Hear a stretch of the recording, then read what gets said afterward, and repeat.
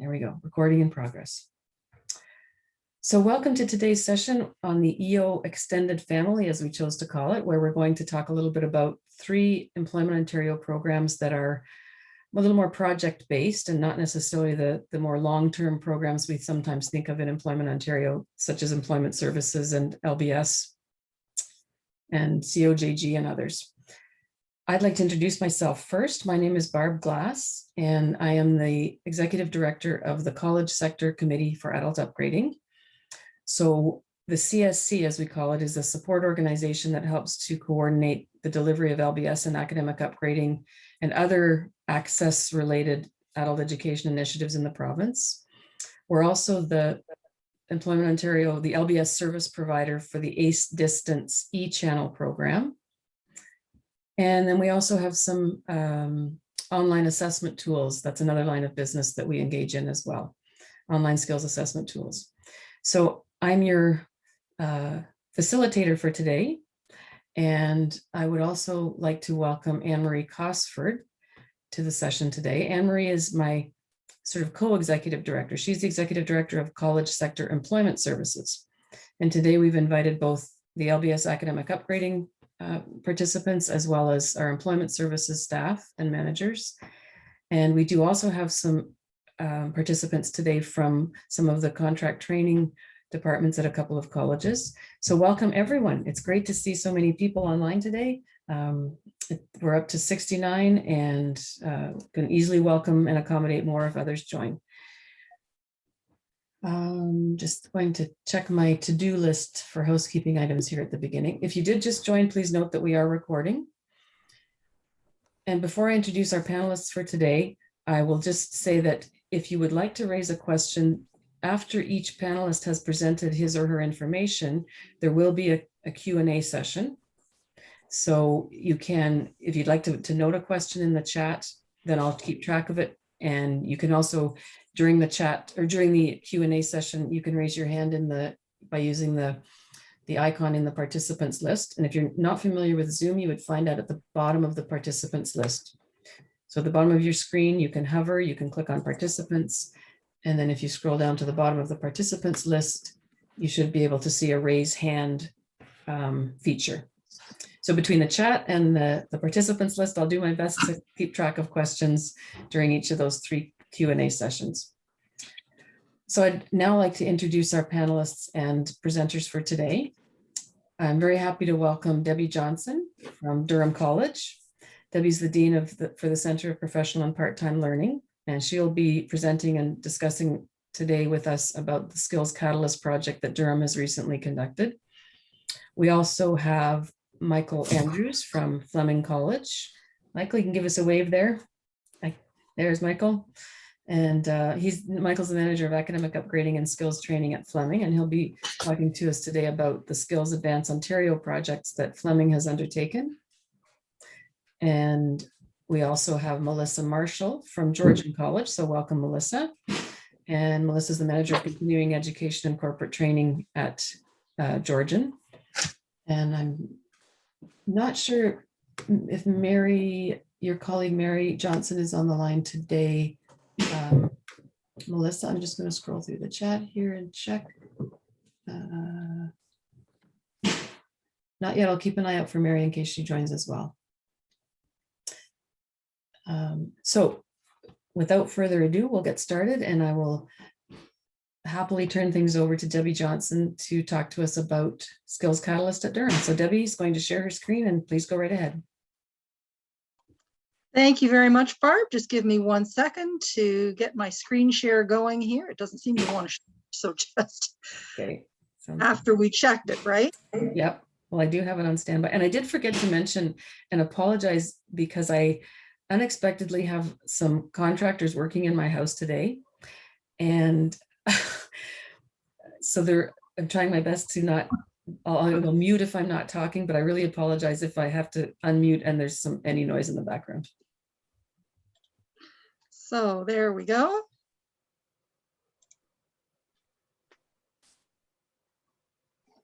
Are we sharing now? We are sharing now. And we should be in, come on, slideshow mode. Come on. There we go. Are we in slideshow mode? I don't see it yet. Okay, just a minute. Let me go back. Stop sharing that. Murphy's Law. Of course. Don't you just love it? Always, no matter how much we check. Okay. How are we doing now? No? No, still we can just see the All right, slides. last time, and if we don't get it working there, we'll just do a screen show and leave it at that. Yeah, or I have it open in PDF. I can click through if you want me to. You know what? Why don't I get you to do that if you Sure. wouldn't mind? That way it'll make it a little bit easier. Okay, and My you can just, apologies for that. not at all. Just you can just tell me when to advance the screens. Yep. So we're just going to sit on the first screen right now. Okay, bear with me here. And everyone on the line can relate to technical challenges, so that's certainly not an issue today. I see nodding heads. Okay, so now I'll go for share screen, screen 2. Okay. Are we good? Wonderful. Okay, great. Yeah, I have Thank to you so ask, much for that. can you see the chat box and the participants box over top of your slides, or do you see them not at all? I cannot see the chat box. Just a minute. Let me see. Okay, I've just brought it up. I'm going to layer it on top so I will be able to see the chat box. So Okay, so I'm going to keep an eye peeled.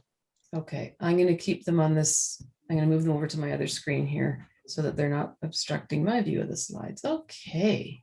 And hey, we're up to Excellent. 74 people. So if you did just join, welcome. Very happy to have you here at the presentation today. We are recording, and so this will be available after the fact if you or one of your colleagues is interested in accessing it. Okay, Debbie, I think we're good now. Great, thank you. Well, thank you very much for inviting me today. I appreciate the opportunity to speak to you. As Barb mentioned, our group is called the Center for Professional and Part-Time Learning. I'm the dean of that group.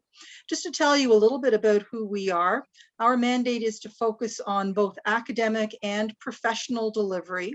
We're a large organization. As these organizations go, think about continuing education. That's really who we are. We typically have about 20,000 course registrations per year, just to give you a sense of size.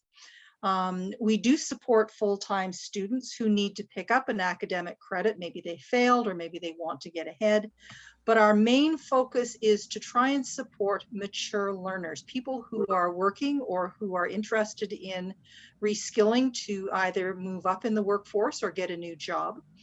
And to do that, we offer, full-time students diploma level programs, but we also offer lots of certificates and shorter programs, including micro-credentials.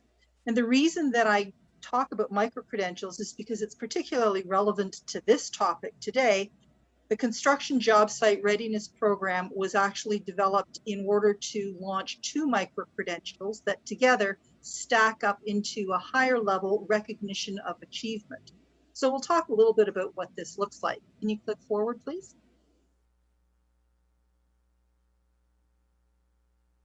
Thank you. On the left-hand side, you'll see that we have a column listed as the opportunity. This is the set of requirements that we had to meet when we were working on the project. And in green on the right-hand side, you can see our response, what we did. So Skills Catalyst was basically looking for projects that would support new and emerging ideas for developing approaches to meet labor market challenges.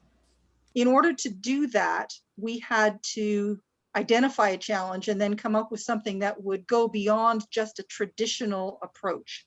So we identified in Durham region the challenge that construction employers were having difficulty finding qualified help in order to work in their companies, and particularly given the growth that we've seen in the last couple of years in Durham region in construction, this has been very problematic. So we wanted to try and come up with a solution to help address that need.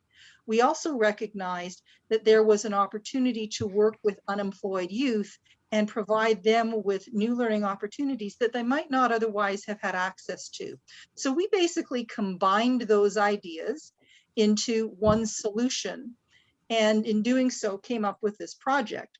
So we established new relationships with industry partners, and I'll talk about those a little bit as we go on, but this was one of the benefits for us over the long term.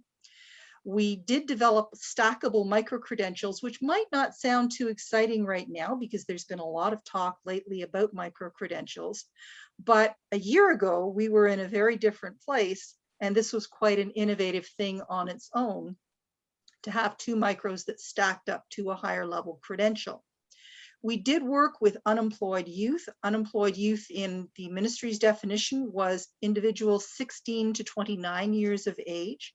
So quite different at the lower end of that spectrum from our usual target market. They did not have to have a high school diploma.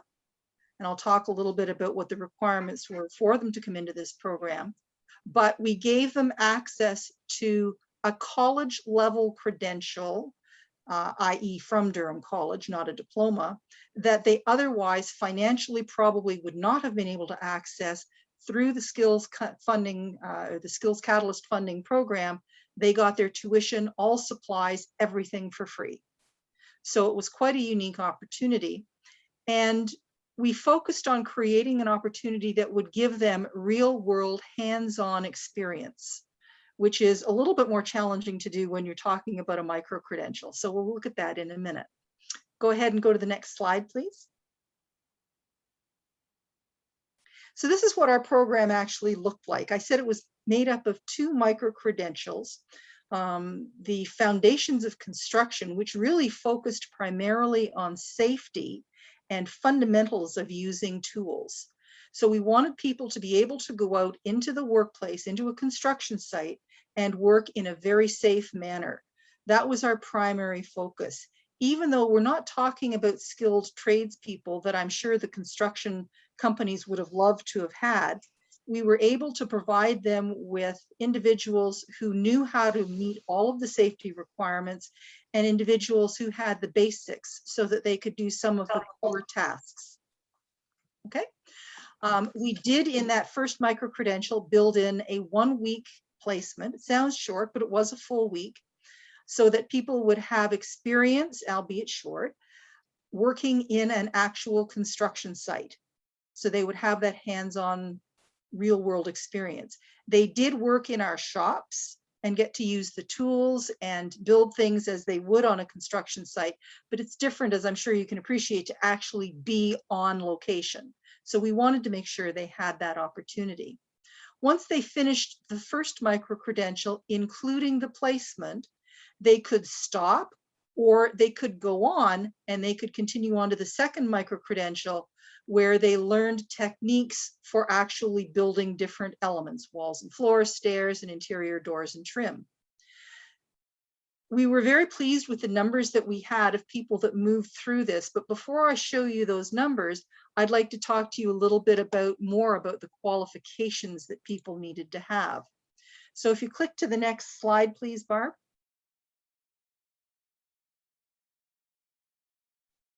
We did focus on unemployed youth. We did end up with some people who were working on a part-time basis, and that actually gave us a few interesting challenges to deal with when we were trying to schedule classes. So we moved to a model where we delivered things on weekends so that people would not have to quit the jobs that they already had in order to get their education. So we needed to be a little bit flexible there.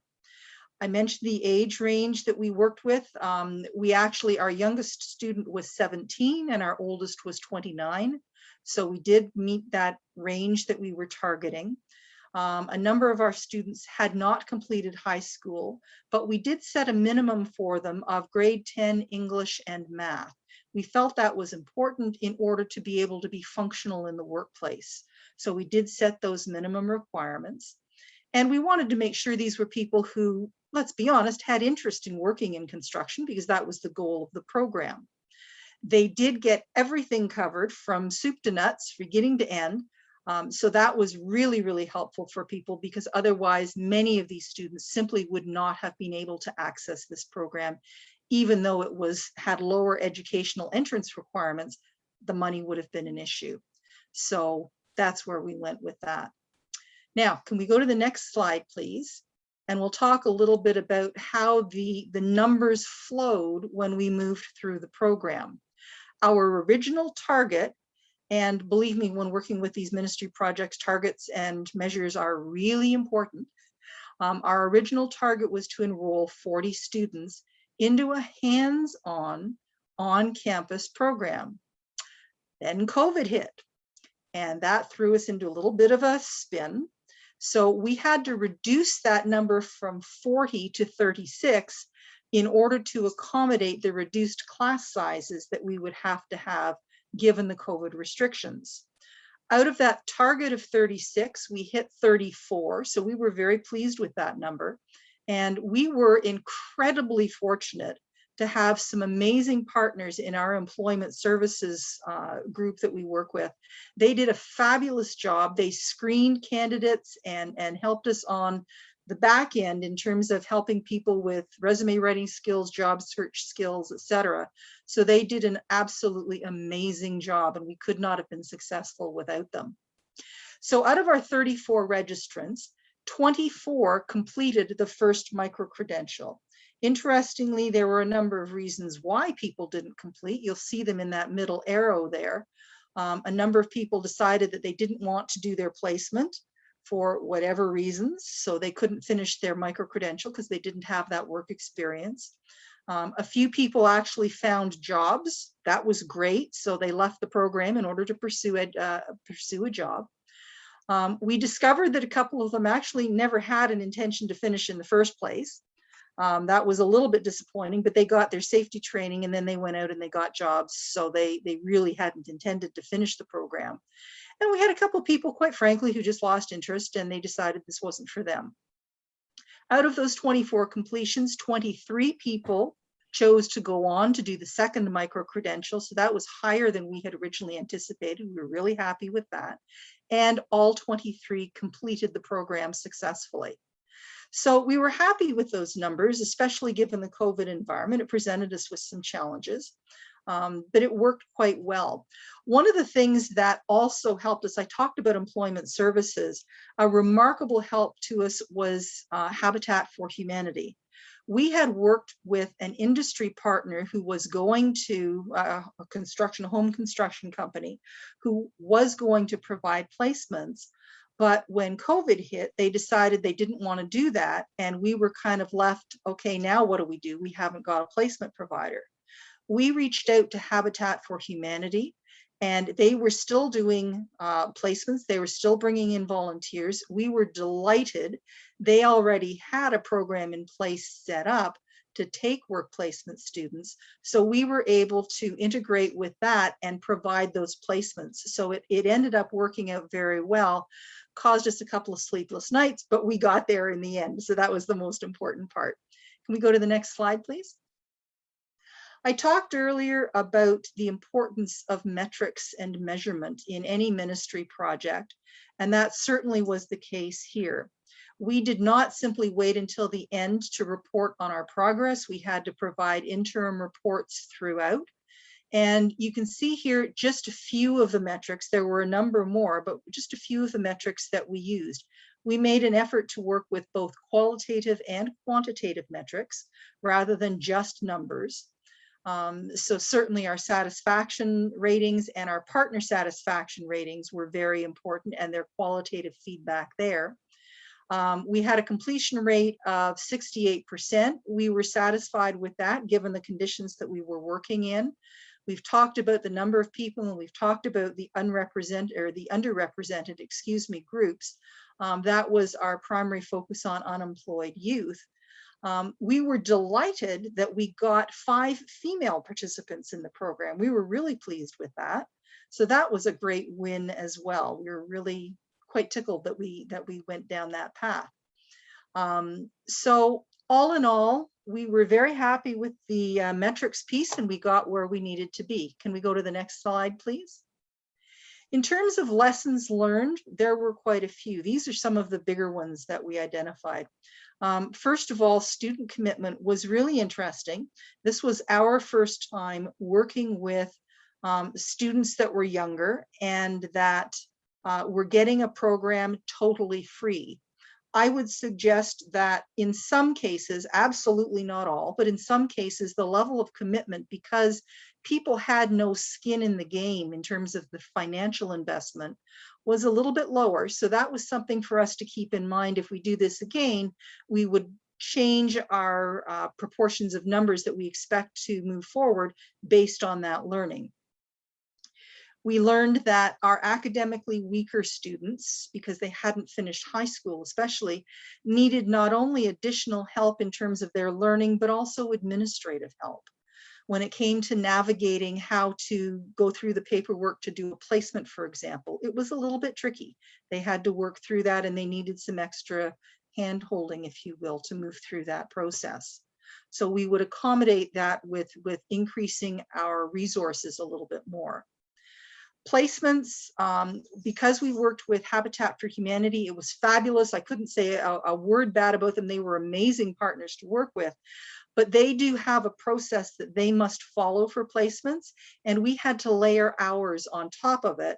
So that made it a little bit more complicated, and we had to navigate through that. So in a perfect world, if we had known that at the beginning, we might have put some extra supports in there to help the students. As it was, we were very fortunate. Our program manager who led this was an amazing fellow, and he was totally dedicated to this program. He went in to work with the students on weekends and so on, and provided them with one-on-one support to make sure that they could navigate through all of the placement paperwork and everything else they needed.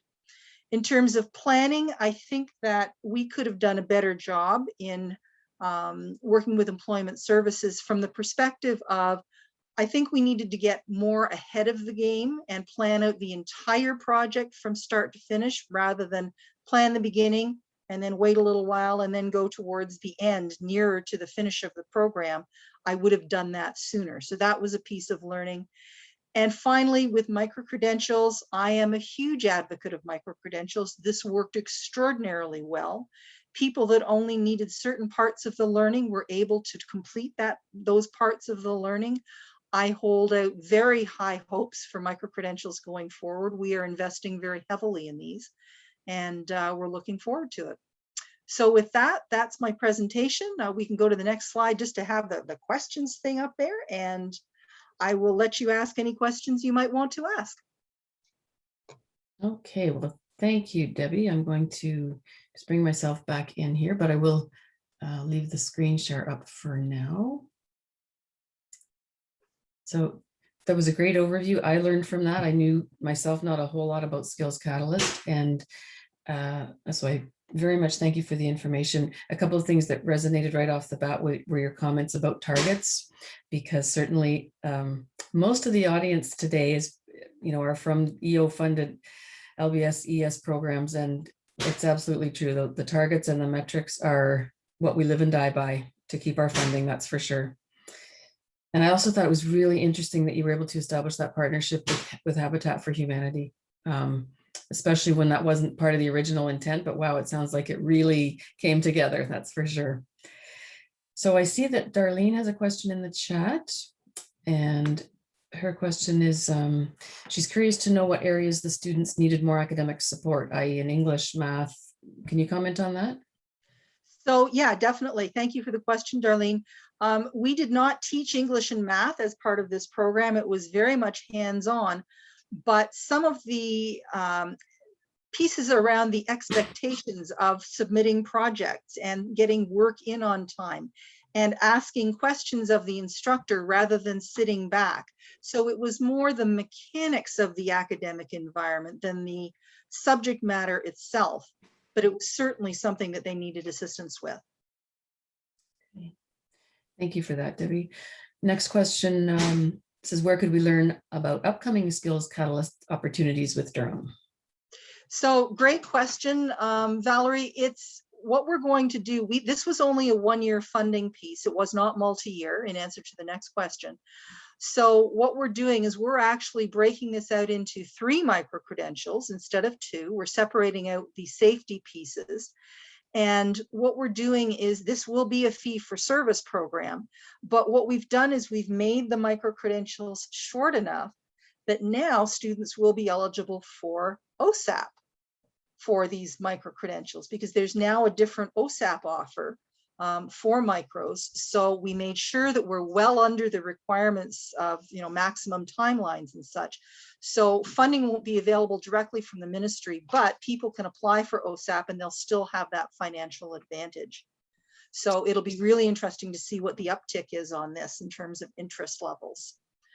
Yeah, that will be interesting. So it was almost, you know, you got to do the trial run with the ministry funding, you know, maybe work out some of the kinks and issues, and now can offer it on a fee payer basis. And yes, it's great that the micro-credentials, some of them are now OSAP funded. So we might have to invite you back next year and you ask us how that one went with the fee payer version. So Judy has asked if you're required to track the follow-up information with the students. We're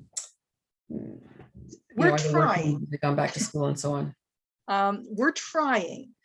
We found that this student group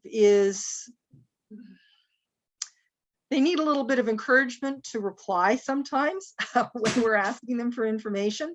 So it's been a bit of a challenge. We are going to try and produce a report in June that talks about employment outcomes, but reaching out is proving to be a challenge. So we'll see how we end up once we get to the end of June and try and have all that information gathered. Right. And that is also a parallel experience in other EO funded programs. The follow-up piece is difficult often to get former students to respond to our follow-up requests.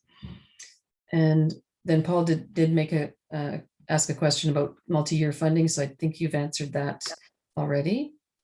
Yeah, Barb, if you want to send out the PowerPoints, you're welcome to send them out if you'd like to do that. That's fine. Okay. Question, are we providing micro-credentials as a second career option? Typically, what we've had happen is that the second career advisors come to us to say, this is what our students are interested in. Can they get into the program?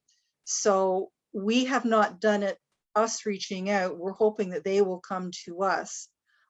Because this is a lower requirement in terms of entrance, I don't know if that will meet the second career requirements or not, because I know they changed recently to be just a one-year program. So you might know a little more about that than I do, to be perfectly honest with you, in terms of eligibility. Mm-hmm. And my understanding, and Anne-Marie, if you want to weigh in as well, there are certainly a number of micro-credentials that will be eligible for second career funding, but there's not a lot of information on that yet. Anne-Marie, if you have anything to add, feel free to jump in. Yeah, it's pretty limited. Most of them tend to be micro-credentials that build on college programming, perhaps 1-2 year programming that just enhance that particular credential that they already had. So this particular micro-credential is very foundational. And I mean, it doesn't mean that you can't run it by, you know, an ETC for consideration, but I know the lion's share of them are at a kind of higher academic level, so to speak. And what we're doing at Durham College with micro-credentials, at least in my shop, is that we are trying very hard not to actually stipulate entrance level requirements. We want to try and make these as accessible as possible. But just to illustrate, we have another micro-credential called Municipal Employment Readiness, where people need to have a background in business if they're going to intend to take this and get a job, because there's all sorts of skills that municipalities are looking for. We're filling the gap in terms of building knowledge around municipal related elements of the job. So we're going at this in different approaches. And I think every college is going to do a few different things like this. Interesting. Question, were you required to adhere to placement expectations, i.e. must be on the employer's payroll? So can you comment on that one? Yeah, so they did not have to be on an employer's payroll. That was not required. Habitat for Humanity, they're working on a volunteer basis, but we got proof of the fact that they actually went there every day and they completed their placement, and that was required to finish that first micro-credential. So a little bit different.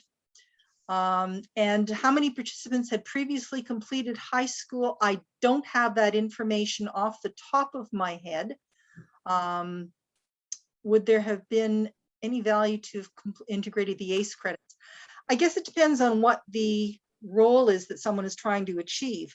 Typically in an employment, in a construction scenario, they're not looking as much for academic as they are for that hands-on ability to build things and work safely in that environment. So a little bit different. Last question down here. Questions. Curious as to what the employer buy-in is to these micro-credentials. We talked to the Ontario Home Builders Association. They were delighted with this program. They were very excited about communicating this out to their members, and they felt very strongly their members would be interested, because right now, because of this, the shortage of workers in the construction industry, employers are having to hire people with zero skills, and having them come in with this skill set is far beyond that, and it's very, very fast. So they were extremely enthusiastic. We were really pleased. Which is such an important key to micro-credentials, to making sure that the employer buy-in is there, especially locally in a program like this. Yeah. Number two, typically I recommend short-term training to clients pursuing a career transition. Yes, so it's very interesting to hear about this with a younger client base. Yes, absolutely. So we were quite excited about this. We think, and with the OSAP now being available for micro-credentials, we think this has legs to continue on as a permanent program. And there was one question just above that one about retention strategies. Strategies that I would implement in the future. I really do think, unfortunately, that the freebie version of this was a detriment in some ways, because people really felt they didn't have, you know what, if I don't finish, who cares? No harm to me. So I think that even if they have to put work in order to apply for and get OSAP, I think that would be better, because they do have some input to it and they've invested some time and effort. Retention strategies, we will continue to work with people, working with the instructors, with the students to see how things are going, and our program manager will continue to be involved. And certainly at the end, I mentioned that Employment Services offered job search skills training, interview training, that kind of thing. That's a really important piece of it, and we will continue to expand on that for our students, so that helps to serve as a retention initiative. Look what you can get. Mm-hmm. All right, well, I don't see any more questions in the chat. So Debbie, once again, thank you so much for sharing that information and answering the questions. Great questions from the participants today, so thank you for those as well. Thank you. I'll stop sharing. And if you do think of another question for Debbie, you can note in the chat that it's for Debbie, and then we can perhaps come back to it later. So bear with me here while I sort out my screens again. There we go. All right, so we'll move on to Michael Andrews from Fleming College, who's going to give us some information about Skills Advance Ontario. Welcome, Michael, and feel free to share your screen. I made you a co-host, and if you have any issues, I can share as well.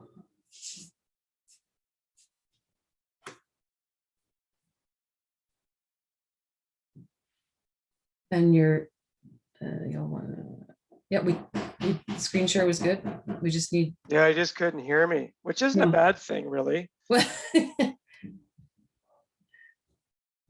there we go. Yep, we're all set now. Okay, good. I did email a copy of a PDF version to you, Barb, just in case. I'm Okay. following Debbie's lead on that. Yep, that's good. Brilliant idea. Just in That case. was, yeah, that was very interesting. I was really, I would say from that Debbie's presentation, that the idea of running the program over the weekends is very interesting, in that it opens up those training opportunities to those who are working and are looking for a way to build their skills or transition to another program. So I'm taking a slightly different approach to the Skills Advance. I'm doing a bit more of an overview of the Skills Advance Ontario program.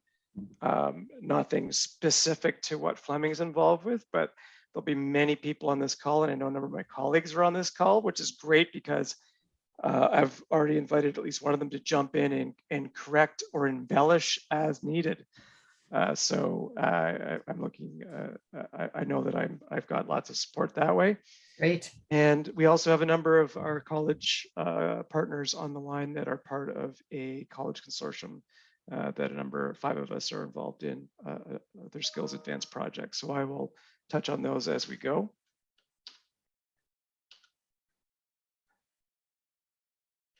So thanks for providing the overview that you were looking for. So I just basically took what Barb provided and broke it down. So these are the topics, the high level topics that I'll touch on. Of course, there'll be opportunity to ask any questions at the end. And again, I expect that if I am not able to answer, there'll be others in the room with direct experience that could certainly support that. So the SAO, we're in SAO phase 2 of the pilot. It's still considered a pilot project. Phase 1, I think the evaluation report that some of you may have seen, I think there's only about 5 or so projects evaluated in phase 1. One of them was the Elevate Plus SAO that's been running through Loyalist and Quinte Economic Development and other partners in the Trenton area. That's the one I'm quite familiar with. For those of you that also know Mike Hewitt, I actually spent some time on the phone with him or on Zoom with him yesterday, just picking his brain to get some updates and his perspectives on SAO.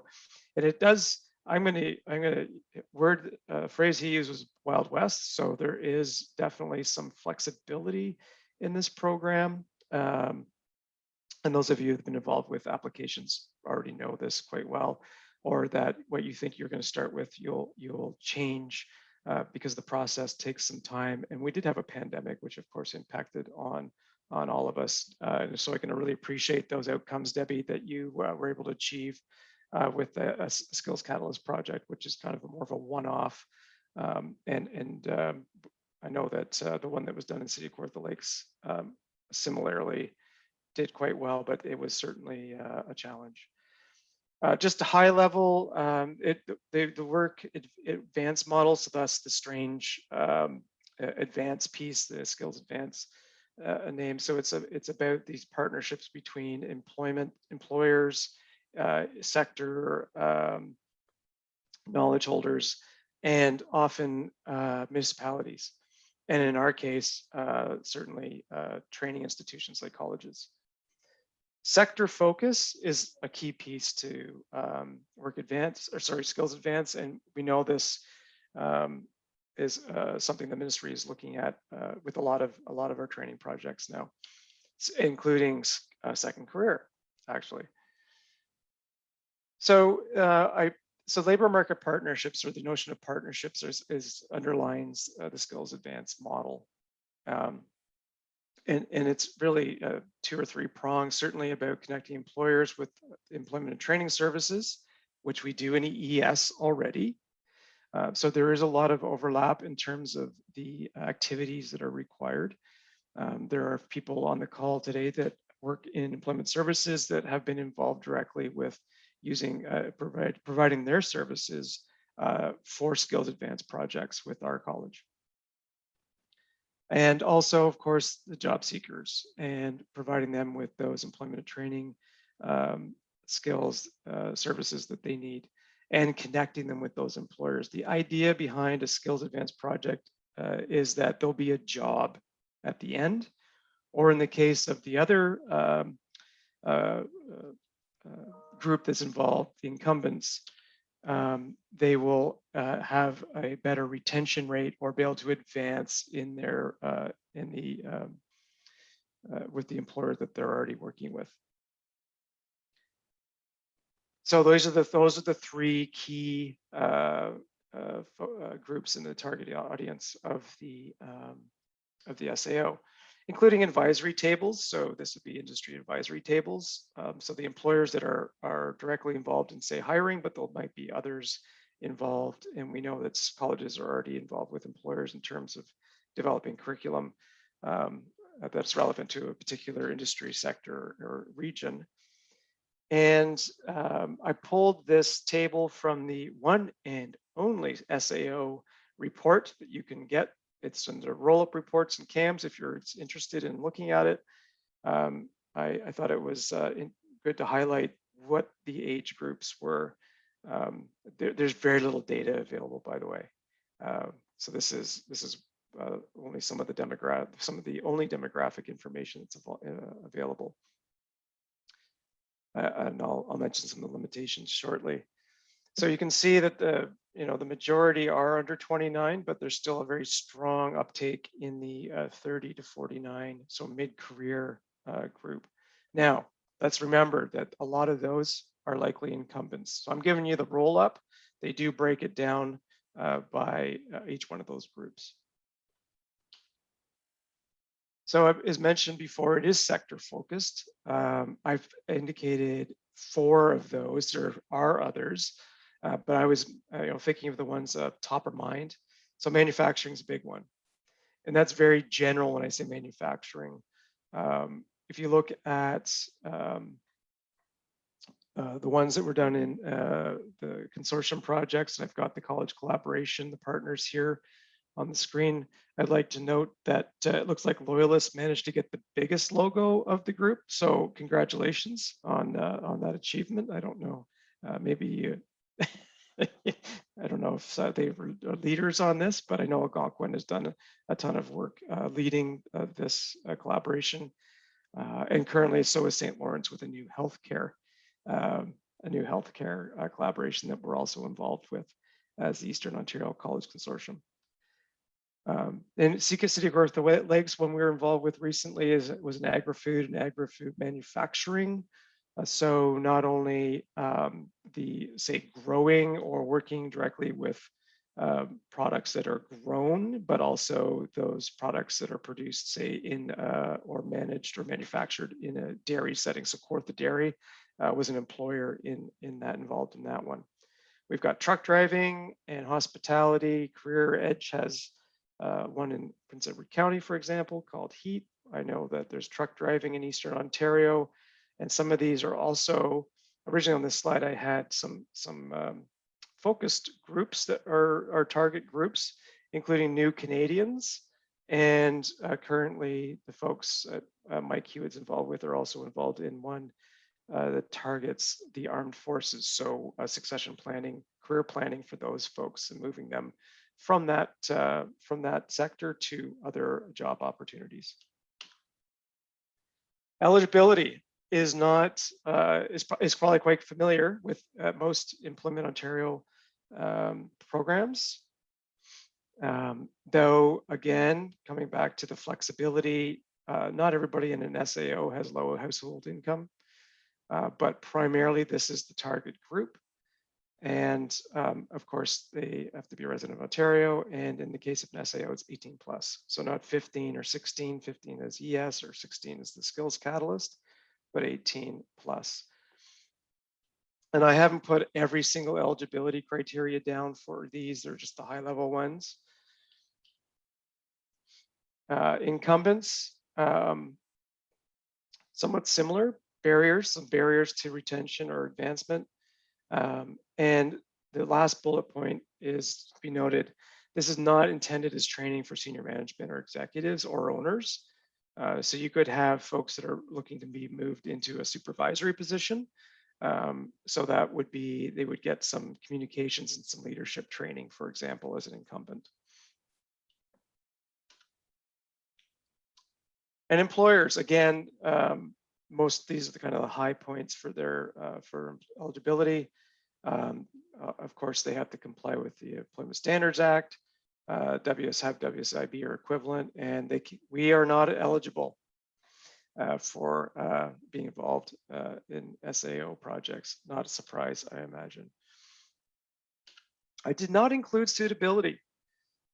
2 reasons. One, very similar to what the eligibility looks like in terms of suitability. So, you know, the employer has to identify there's a need. They have to identify there's incumbents that could advance. They have to identify that there are job vacancies in their business that they would like to fill through this program, for example. So, and in terms of suitability for job seekers, to the best of my knowledge in my conversation with Mike, and certainly there's no reporting on this, That's not a performance metric.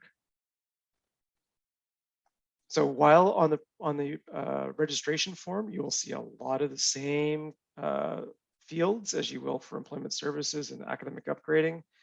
And you can access that through the EOPG website.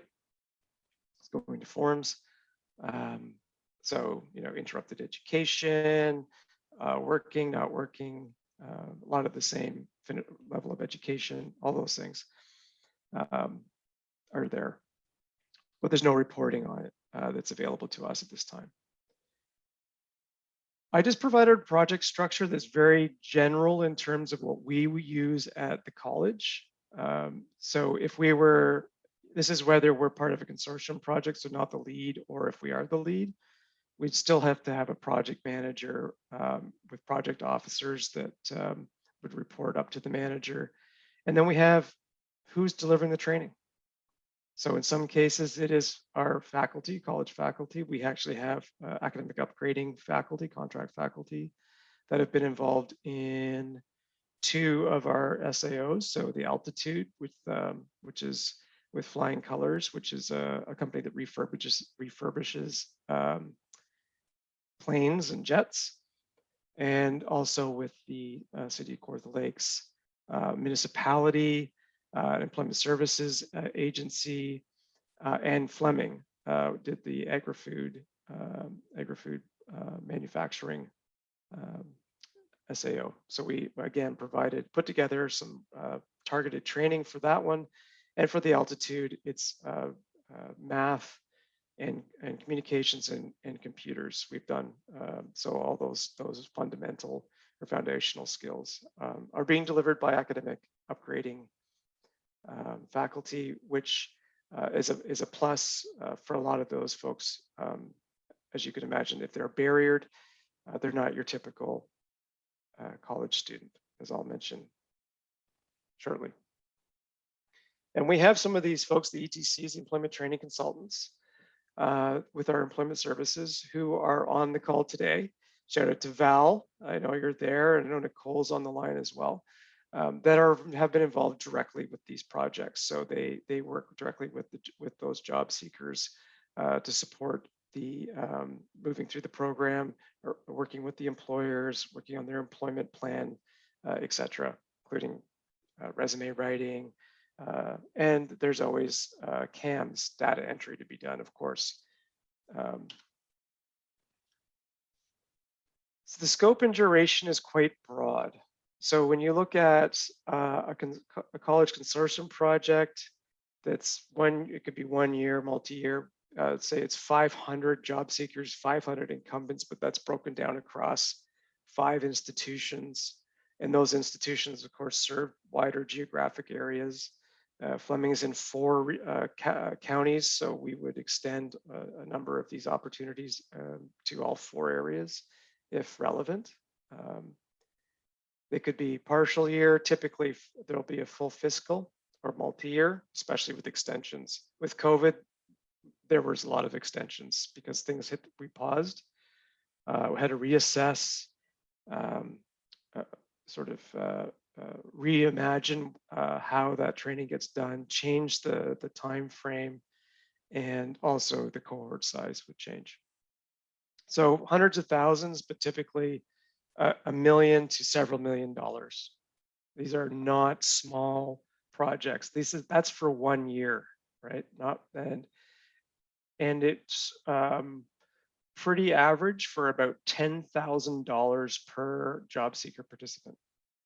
So very high investment for participants in this program. Incumbents can be more in, say, around the $2,300-$2,500, depending on the type of training that's involved. Typically be more technical or professional training through a college, often through some of the Con Ed programming that we have. So as I mentioned, the cohorts, they could be as small as 5 or 6 up to 12 or more. Too many obviously becomes harder to manage because we're supposed to be working with barriered individuals, and they need to have some level of attention. During the pandemic and continuing right now, we have just started a new cohort, for example, for Altitude. It's cohort 3.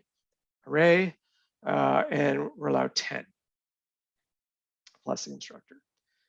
And it is being done in person down at the airport. So it includes a combination of hands-on, on the job, technical and on the job learning, as well as those essential skills, soft skills, industry specific skills that they're going to need. That's done in the classroom. And I've indicated for the incumbents, some of the training opportunities they have include supervisor training, which would include leadership and communication skill building. The table on the right of the screen is a list of all of the current sites that are delivering SAOs according to this SAO roll-up report that I downloaded yesterday. This is for April 2021, so this would have been for the previous fiscal year. And you will see, many of you will see your college or institution on that list. And there's more of them apparently. For some reason, this may be incomplete. There's over 50 there, but apparently there may be more. Performance measures, very interesting. So one of my conversations with Mike yesterday was to confirm this because I couldn't find anything else. Most of us have our performance measures are, you know, there's at least 5 core measures that we have to hit. For the SAOs, it's 3: intake, placement, and retention. How many did you bring in? How many did you place? How many did you keep and they got a job at the end? And that's it. And you will say you're going to have 100 participants and 80 will complete or be retained, 80%. So 80 in this case. That's a rough, looked at a few contracts that we're part of, and it was in around that amount of 80%. So challenges and lessons learned. So one thing I discovered in my, I guess, relative short time in the college sector, it's just been over a year, and part of my portfolio is to liaise with SAO projects that our colleges are involved with, and finding that certain type of instruction is not going to work for these participants. They are not college students, not the typical college student. AU does have a role to play, as does ES in program delivery. As I mentioned, we are delivering instruction. Also, academic upgrading provides essential skills assessments. So while some go ahead and go to third-party, pay for third-party providers, like I think it's Bow Valley that does TAUs, we can also do essential skills assessments, of course. We could be using the skills marker, and some of our SAO projects that we're involved with have actually adopted the skills marker. It's important for our instructors to be aware of those barriers that those students or those participants have. And of course, scope and timing with any ministry contract. We have one that we're just putting together. The contract started on April 1st. And it's now, we're getting into June. And we still have to hire some people and, you know, then start being able to advertise to get people into the program. So, and all before the end of March, and then hit those targets.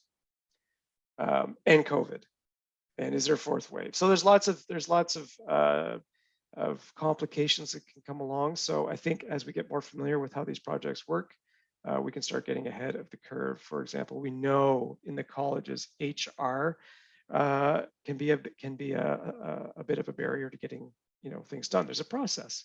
So getting that into the planning stage is really important from a college perspective. So you can have that managed, already kind of set up in place, and any requirement of senior management to give the go ahead is already in place. Already mentioned pandemics, labor market vulnerabilities. Well, that's been pretty clear in the last year. Changes, and then I've got these 2 that are from Mike from yesterday. The guidelines do shift. It is a pilot. Not surprising that they are shifting. So be prepared to read the guidelines. Read your contract. May not look the same as the last one. And then, of course, how do we get people into the program? And one of the questions I asked him, he had no clear answer on it. I don't know anybody could, but when you have a number of SAO programs in your area, though they're sector specific,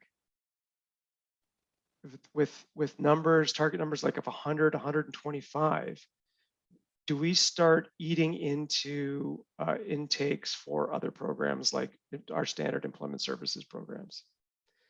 And then, of course, being able to find those participants that are interested, because that's a suitability factor. They're interested in that sector and therefore in coming into the program.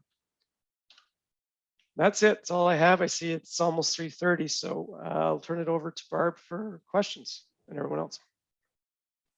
All right. Thank you, Michael. Another great presentation, a lot of excellent information. And you did touch on one important difference, just to compare a little bit between Skills Catalyst and Skills Advance Ontario, in that Skills Advance Ontario has been in existence since 2016. It started with 3 pilot programs, which were more or less by invitation only, and then expanded to an RFP that colleges or other providers could respond to. So it has a longer history for sure than Skills Advance. You know, some parallels obviously in some of the challenges around delivering this kind of programming, as we heard also from Debbie. So I'll take the chat questions here, move them on my screen so I can see them. I don't see any questions, Barb. How Oh, about that, eh? wow. You just, That's because everybody is gone to sleep, and not at all. you need to wake them up. Because all your information was there. No. I did put 2 links in the chat regarding 2 postings on EOPG.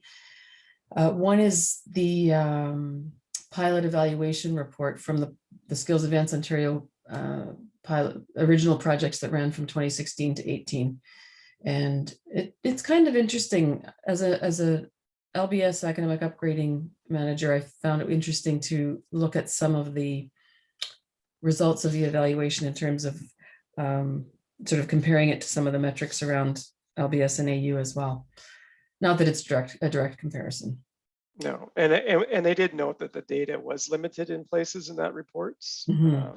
And maybe they'll have something more robust after this phase. Right. It's too bad we can't get more data on the reporting end to get a better sense of the demographics. And I mean, internally we would have that, but you know, across the province, we don't have anything other than that role report. It's quite limited. Right. I see there is a question from Kelly at Northern. The bottom line is that you need to register 80% of the target, and that is the positive outcome. So that's a question. Right. So it's 80%. So you have, say, an intake of 100. 80 of them should be completing the program and be retained.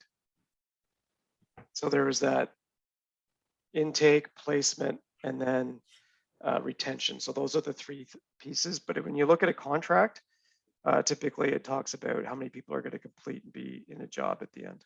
Because this is what Skills Advance is really about. It's a rapid employment program for barriered participants. That's a good 6 or 7 word summary of what it is. Yeah. Okay, I don't see any other questions in the chat. So once again, Michael, thank you very much. Really appreciate the information today. And we'll now turn things over to Melissa Marshall, once again from Georgian College, Manager of Continuing Ed and Corporate Training, and she will wrap up our panel discussion today to tell us about Georgian's Rapid Skills project. So Melissa, take it away.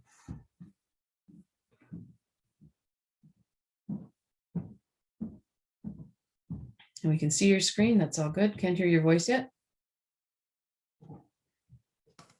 There we go. Can you hear me now? Oh, absolutely. Okay, wonderful. Okay, so I'm going to be talking about the Rapid Skills MicroCredentials program today. Just let me introduce myself first. I'm the Manager of Continuing Education and Corporate Training with Georgian College, and I manage the Engineering, Technology, and Trades portfolio for part-time corporate special projects and continuing education programming. And a little about our department. And if you just give me 1 second, I'm going to try to, I have something in my view here that's, let's try this. No. Okay, well, I'll go without it. Okay, so a little about our department. We offer several types of programming in corporate continuing education special projects. Rapid Skills would be considered a special project, and motorcycle, and they're all geared towards professional development or personal interest courses. We have a small but mighty team. I am one of 4 managers. Each one of us manages a specific portfolio in health and wellness, Indigenous, business, hospitality and tourism, engineering, technology and trades, and design and visual arts. And of course, within each of these portfolios, each manager works with colleagues not only across the college system, but within the communities, engaging community stakeholders and businesses. And this, which means that really our department was really well positioned to respond to the ministry request for proposal for this particular RFP. So our work is typically outside of academic regulations. It's non-credit. It allows us to respond quickly to the needs of employers and in response to labor market demands. And it follows a very typical rapid progression and timelines of activity in our department.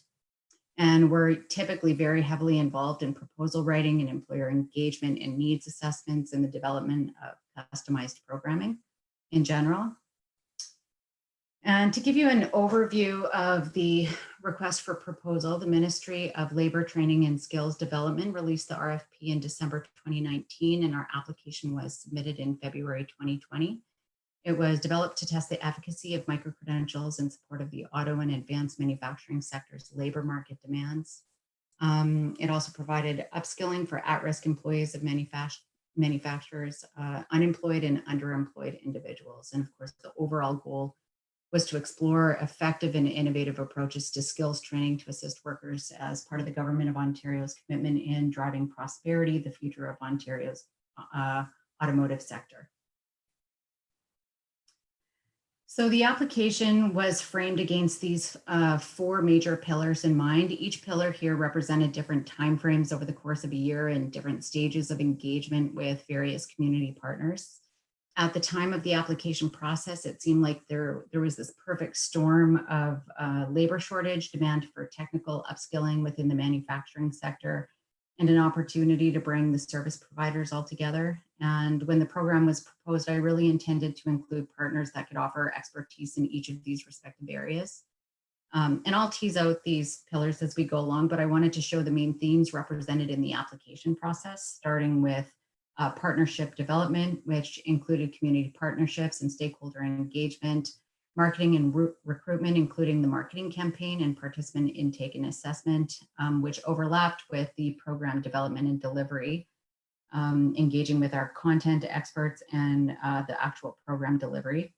And then last that we're in now is the workforce integration and participant supports, connecting with our EO partners and placement agencies. So the development process had started at the initial RFP release in December. I had relied on recent corporate activity and labor market information to have those initial conversations with employers in the region in formulating the preliminary program that was submitted for approval. But once approved, we officially formed the program advisory committee, including local auto and advanced manufacturers. The original employer partners had committed by December 2019, some into January 2020, and they provided a letter of commitment to support us in marketing, recruitment, referrals, placement opportunities, and then these partners ultimately changed as the pandemic progressed. Some of our major partners ended up shutting down for several months. Several of my contacts had retired. They've been let go and moved out of country. We did end up backfilling some employer partner placements with connections as we developed the process. And then the PAC helped us assess the most in-demand competencies through surveys, questionnaires, and interviews. We engaged their human resource departments, department heads from the president to engineering and maintenance departments. We conducted environmental scans, reviewed labor market information, including government data, labor market trends. We spoke to economic development agencies and government-funded agencies who support manufacturing in Canada. And of course, our employer partners in order to discover the most difficult to recruit jobs and identify the competencies that are missing in their current employees. And from this information, we formulated the primary MicroCredentials program. Only one had changed from the initial application to the actual delivery. I thought welding would be in demand, but it was actually precision machining and CNC expertise. And then, of course, we identified the secondary supporting certifications in demand for the manufacturing community. And I should note here that what I've learned since the inception of the program is that it isn't actually just one of the micro-credentials in the program that was of value, it's several of the skills combined. So, yeah, I'll show you in the next slide, but robotics and automation, for example, they go hand in glove. Welding was in fact in demand, but only difficult to recruit when combining that skill with robotics. And robotics became especially difficult to recruit for since there's no regulatory body or certification specific to industrial applications. And like you can learn the theory and practice in a typical electrical or electromechanical program, but even this wouldn't typically prepare someone for industrial applications.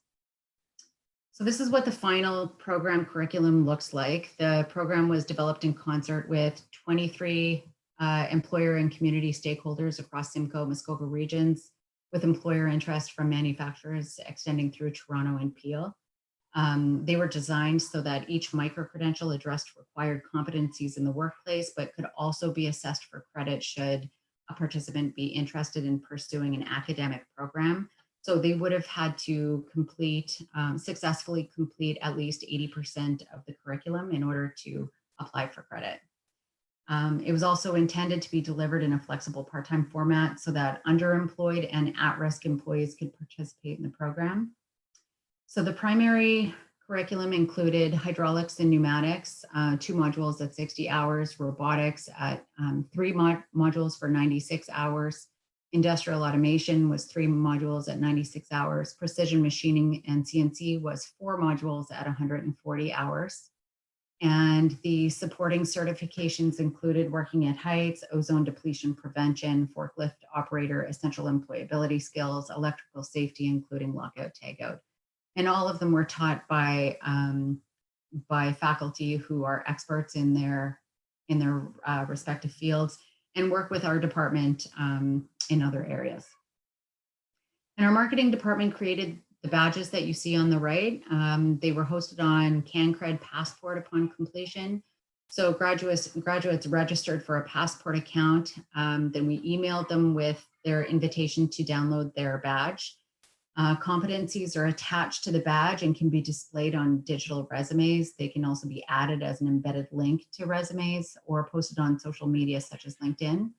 And of course, this form of certifying the training turned out to be especially valuable considering the pandemic prevented us from seeing the students and delivering these in person.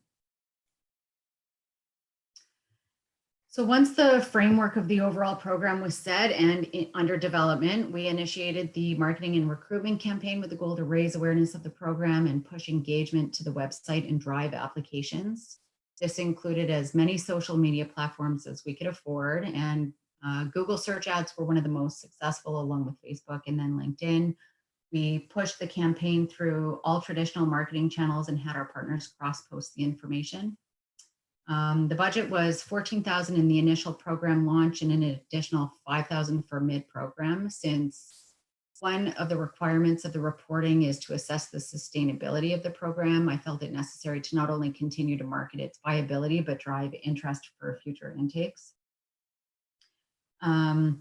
And it's a little bit difficult to say which is the most successful. So LinkedIn didn't produce as many clicks or impressions, but each click or inclusion is considered a quality market. So those who can either participate in the program, be an employer partner, or know somebody involved in the targeted sector. And the end results showed that engagement was mostly around the Barrie area, which made sense because the campaign targeted Simcoe County and the 400 corridor. People viewed from noon to 9 p.m. mostly on their mobile devices. That to say, it's really important to have a marketing campaign that you could access on your phone. We had 2.9 million impressions, 7,763 clicks, and 255 engagement responses. That's not including phone, email to the Rapid Skills staff or outreach to me directly. And the impact of the media campaign was further evidenced by Georgian College's ownership of the first 4 Google search pages. And I fielded calls from Alberta through Nova Scotia for the program. I should say that the communications and marketing campaign became, in my opinion, one of the most important parts of the success of the program. You know, the original plans had my team conducting in-person campaigns, targeting the local businesses and working on site with Employment Ontario partners. They were supposed to work at a site and then move to a next site day after day. And then as the pandemic and subsequent lockdowns both persisted and then got more stringent, we relied entirely on this marketing campaign and virtual presentations to EO sites and our personal connections to the targeted sector to spread the word and engage potential clients.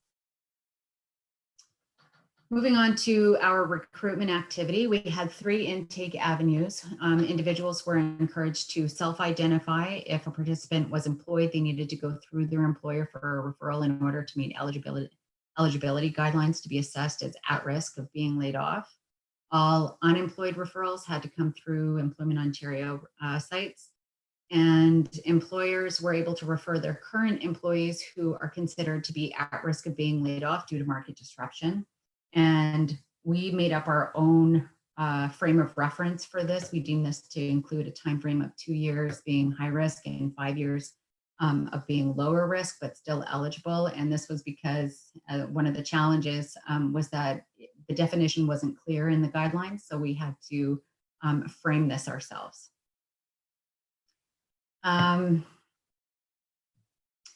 So each participant was required to go through an intake process, which included an orientation session at the college, which eventually switched to virtual presentations. They met with the Rapid Skills staff to assess their suitability for the program. They discussed current skills and education, personal challenges and employment goals, previous work and school history. And we actually had a lot of full-time employed applications and full-time students who wanted the robotics micro-credentials that thought it would help them get jobs quicker, but ultimately they weren't eligible. And it got a little bit murky even within what we thought that we knew of the framework. For example, we had a technician in the aerospace sector. So he certainly qualified via advanced manufacturing, but the work he did didn't automatically present as at risk of being laid off. So he continuously called, he sent research, he engaged his employer, he was very persistent to get into the program. And by the start of the micro-credential training, we had a spot. So he was let in, and of course, 3 months after he started with us, he was in fact laid off.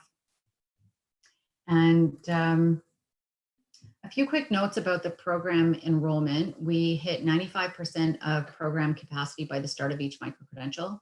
Robotics had a wait list, and we still feel calls today mostly from businesses that are wanting to put their employees through the program. We've issued 187 digital badges. 2 people took all 4 micro-credentials and graduated with the program badges. 30% of participants came from our employer partners. 65 of these employees were promoted either during or immediately after the training. One individual was hired, one of the unemployed individuals was hired solely due to his participation in the program in the industrial automation. He ended up coming back for a project on designing a work cell after he graduated. And then the other 35% withdrew from the program for several reasons, all COVID related in some way. Some were laid off, employer partners experienced labor shortages, they had remaining employees working at full capacity.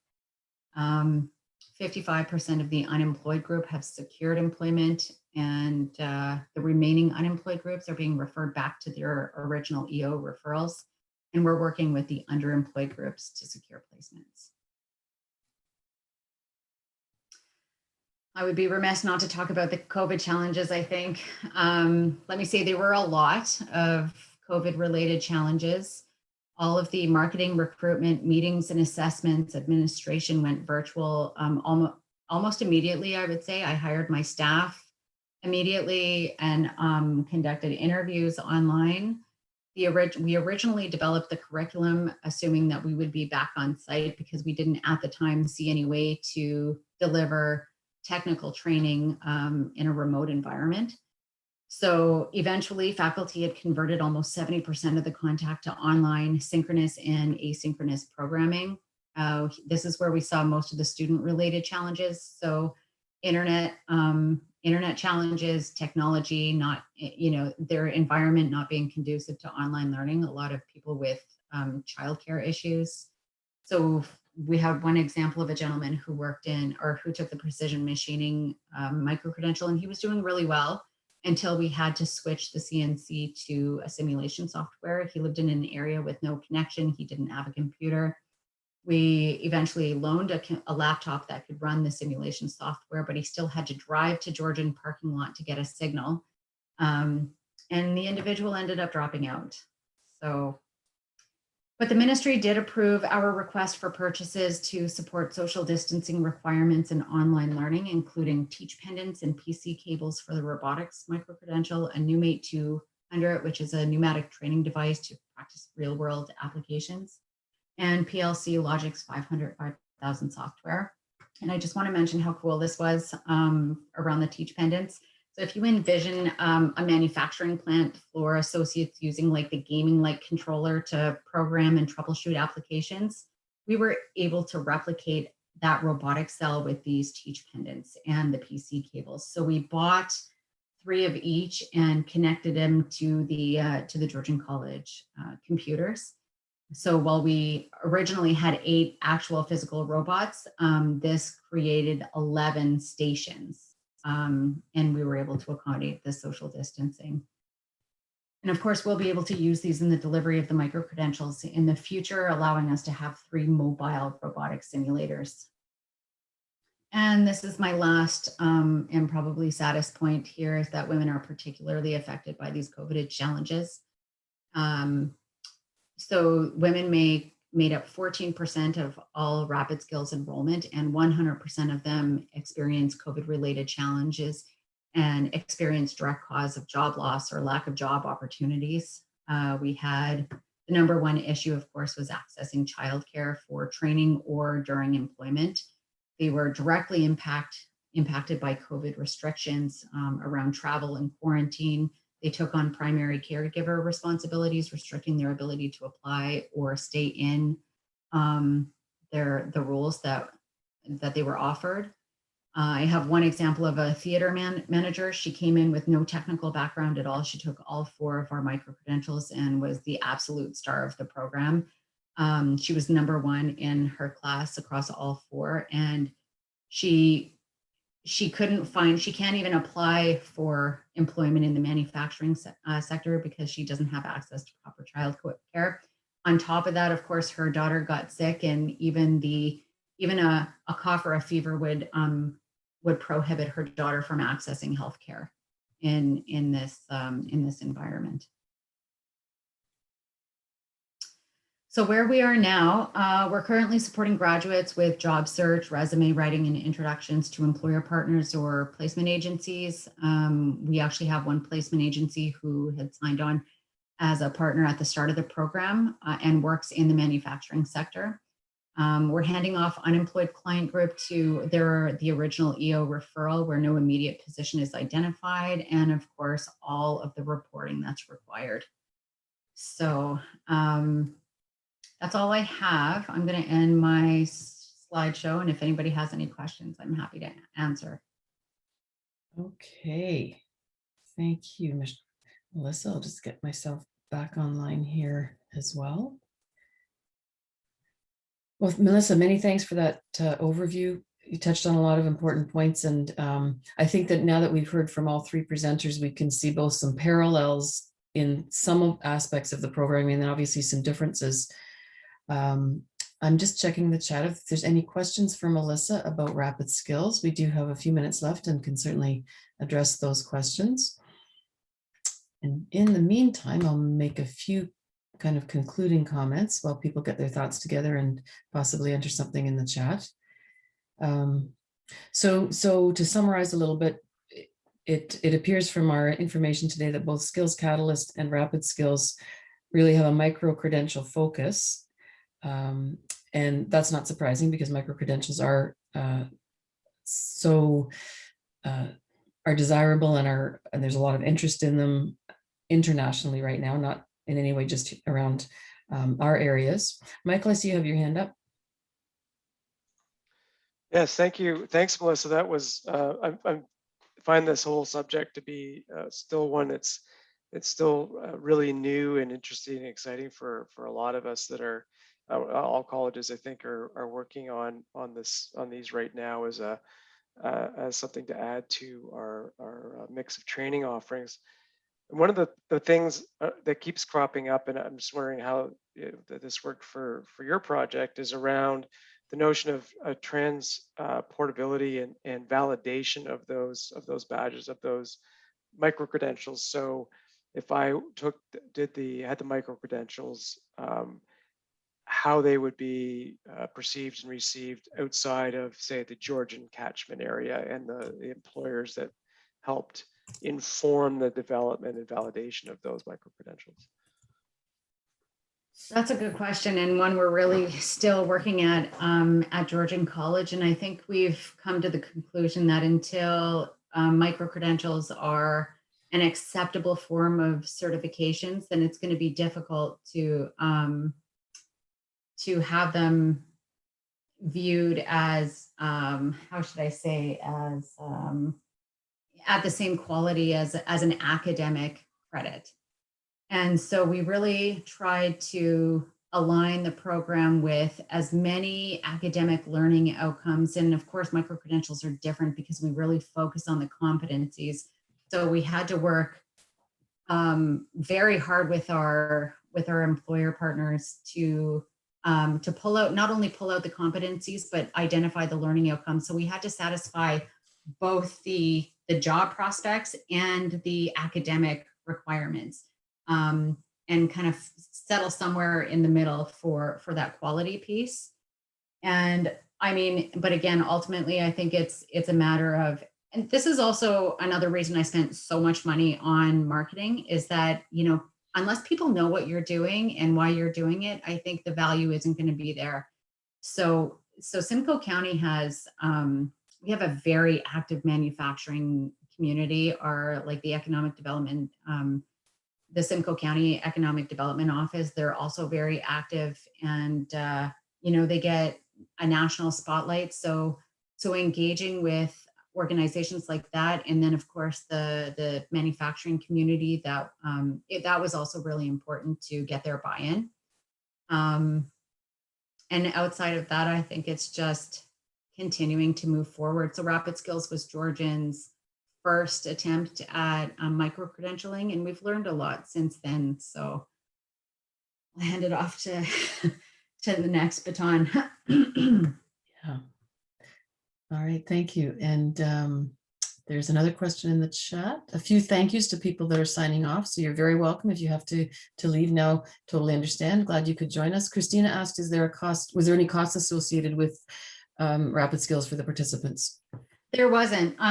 It was a free program, and we advertised it as a free program for a limited time. It was ministry funded. We were able to provide the program to both unemployed, underemployed, and at-risk employees of our partners entirely free. Unemployed individuals had a few more resources at their disposal. You know, if they needed supports for you know, for job aids like work boots, for example, we were able to make those connections for them. But ultimately, no cost to anybody. Okay. I'm just typing into the chat on the topic of micro-credentials. HECO, the Higher Education Quality Council of Ontario, just released a report called Making Sense of Micro-Credentials. And I'm just going to place the link in the chat in case anyone's interested in learning more about micro-credentials, since it has been a topic of discussion today. And our Ministry of Colleges and Universities are engaging in a micro-credential strategy, and all of our colleges are involved in that. Some of you I know are directly involved in work on micro-credentials at your colleges. So that's definitely something really emerging and something to keep our eyes and ears open to learning more about. And I don't see any other questions in the chat here today. So we're at 3:58 p.m. Great timing to our three presenters who stayed exactly on time. And I would reiterate that we will, the CSC, your host for today, the College Sector Committee for Adult Upgrading, will post this recorded session on our website a little bit later in June. We have one more PD session coming up next week, and then we'll post our spring PD sessions on the website. And our presenters have kindly made the PDF versions of the PowerPoints available as well for sharing. So that's much appreciated. And kudos to all of you involved in that programming that made it through the COVID challenges. And we can all relate, and we can all sympathize with all of those challenges that you listed around the COVID related delivery issues. So it sounds like the programs, in spite of those challenges, they've really produced some really good and positive results for the participants. I'll just ask my colleague Anne-Marie Cosford if she'd like to add anything as we wrap up today.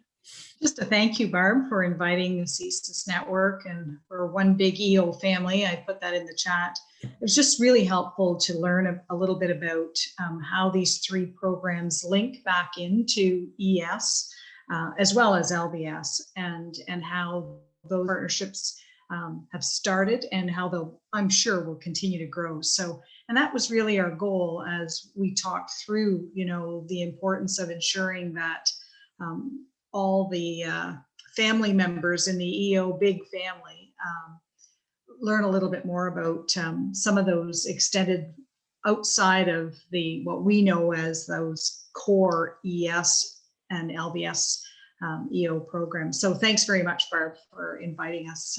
And thanks to the presenters. I've certainly learned a lot today. So thanks so much. Thanks for that, Anne-Marie. And yes, one more big thank you to Debbie, Michael, and Melissa for preparing the session today and providing us with a lot of really timely and interesting information. So with that, I think I will press stop recording. And thank you again for attending today. Thanks, everybody.